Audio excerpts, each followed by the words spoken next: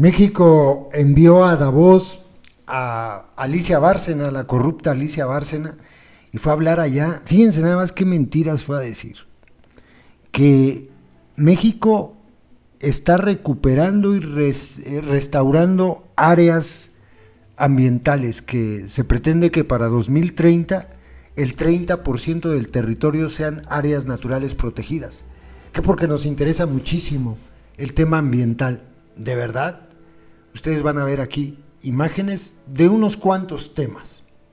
Obviamente el mal llamado Tren Maya, el ecocidio más grande del que yo tenga memoria en México. Nunca se había provocado semejante desastre en una zona tan frágil como una selva.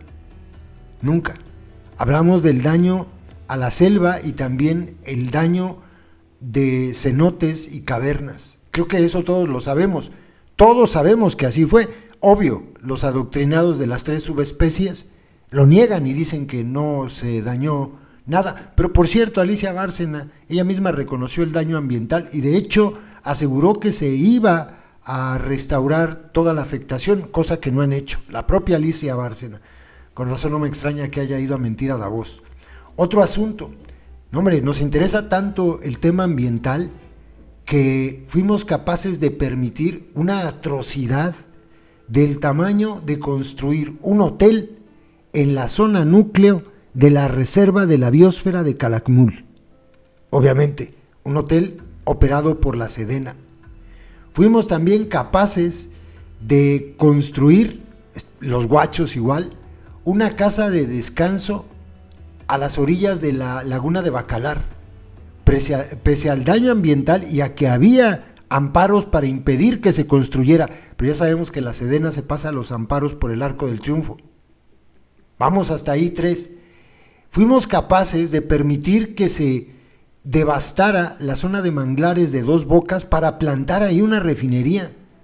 Los manglares de hecho están protegidos a nivel internacional, pero en México no nos importa.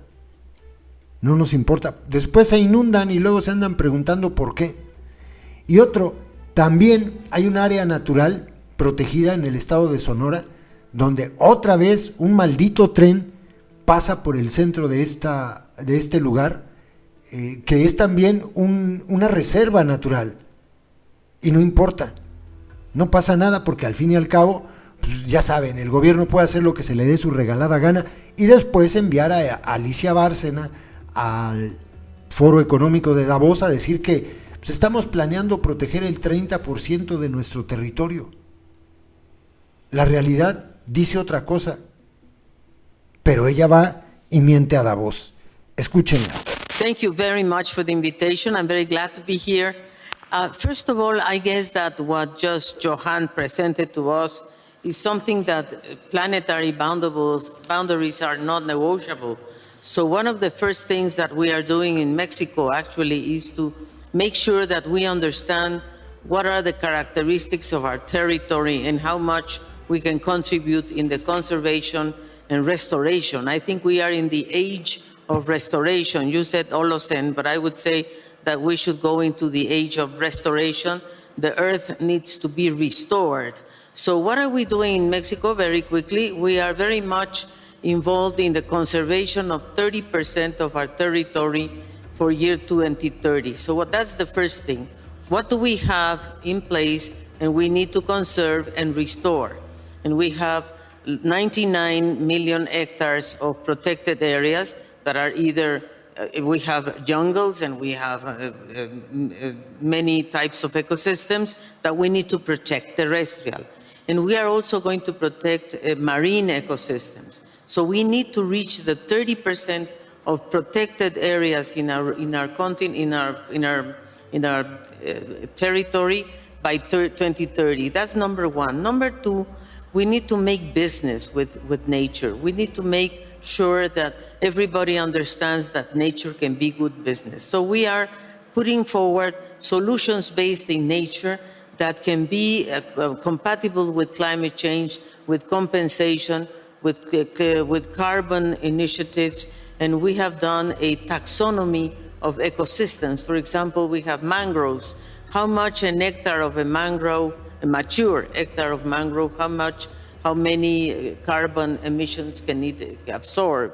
And so these are the type of things that a taxonomy of that sort can give companies that are trying to compensate their carbon emissions, because at the end of the day, what do we want to do in Mexico is to decarbonize. We need to, all societies need to decarbonize, and there are many ways of doing it. Of course, one is getting rid of fossil fuels, but a country like mine is probably not ready for that yet, although we are committed to do this in the future and become a net zero country, but not yet. So then what we need to do is to see how we compensate solutions based in nature with carbon emissions. And the third thing, we are doing many other things, but one that I really want to emphasize is circular economy. We are leaving behind the linear economy altogether, and we're going into circular economy. No waste has to be, all the waste can be used as resources, and this is what we're doing. We are putting together 3 industrial parks on circular economy, and we are talking about circularity of tires, for example, circularity of construction debris, of course, of solid wastes, of plastics, and I know that Pepsi Cola is here. Pepsi Cola is joining Mexico with a very successful plant that is called PetStar, which recycles all the plastic bottles, and these are the type of things that we need to recycle. We need to, actually, at the end of my first statement, would like to say that we need to change the paradigm. We need to make a paradigm shift. No more linear economy, no more extractivism, no more deforestation. So these are the no's that we have to go into a new type of economy.